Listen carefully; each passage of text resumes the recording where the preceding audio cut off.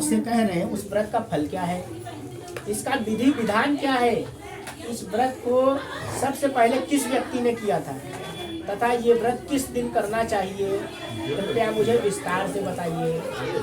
भगवान जी कहने लगे कि नारद जी, दुख शोक आदि को दूर करने वाला, धन धान्य को बढ़ाने वाला, सौभाग्य तथा संतान को देने वाला, ये व्रत सभी स्थानों पर विजयी करने वाला है।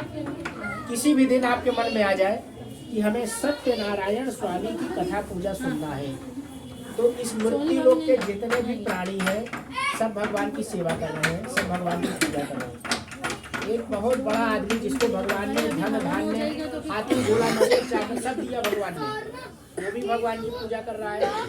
मंदिर के बाहर बैठकर भीख मांगने वाला भिखारी भी इनकी पूजा कर रहा है। ये भाव प्रधान पूजन है। जाकी रही भावना जैसी, प्रभु मूरत देखी तैसी।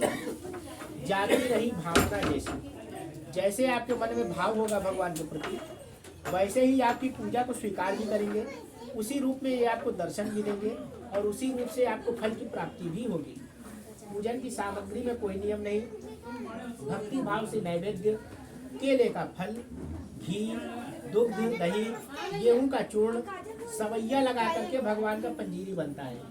गेहूं के आटे का पंजीरी बनता है 1.25 kilo, 2.25 kilo, 4.25 kilo, 5.25 kilo, kilo 2 kilo का विधान नहीं है। सवैया लगा के हमेशा ही प्रसाद बनेगा।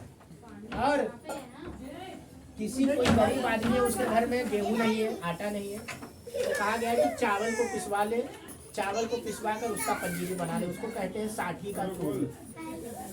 साठी के चूर्ण का पंजीरी बना ले। घर में चीनी नहीं है, शक्कर नहीं है, गुड़ नहीं है।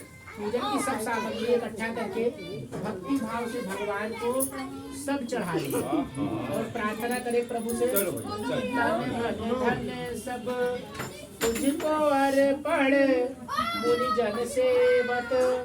भगवान से प्रार्थना करे कि प्रभु ये तन आपका, ये मन आपका, ये सारा वैभव, सब सारा धन धान्य आपका है प्रभु, हमारा अपना कुछ नहीं है। यहाँ जितनी भी सामग्री आपको चढ़ी है, इसमें से एक भी सामान हमने नहीं बनाया, ना हमने फल बनाया, ना हमने फूल बनाया।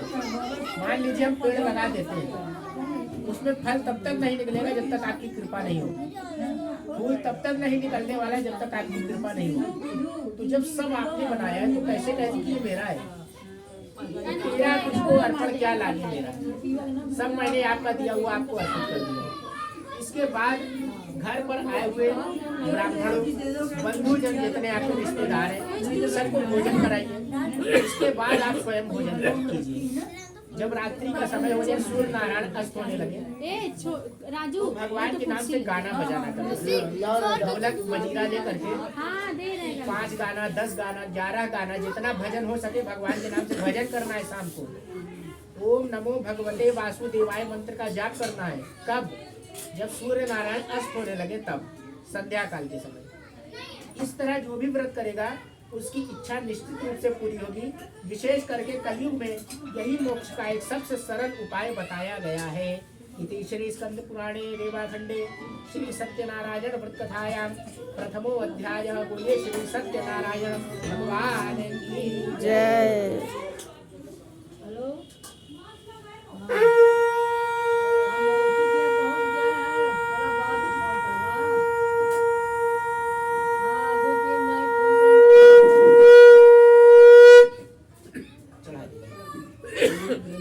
बिहारी लाल की जय।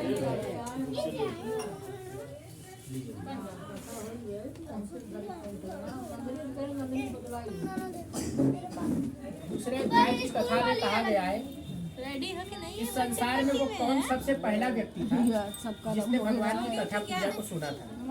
उसका महत्व सुनिए। सुंदर काशीपुरी नगरी, काशी कहते हैं बनारस। बनारस की जितनी महिमा कही जाए उतनी कही।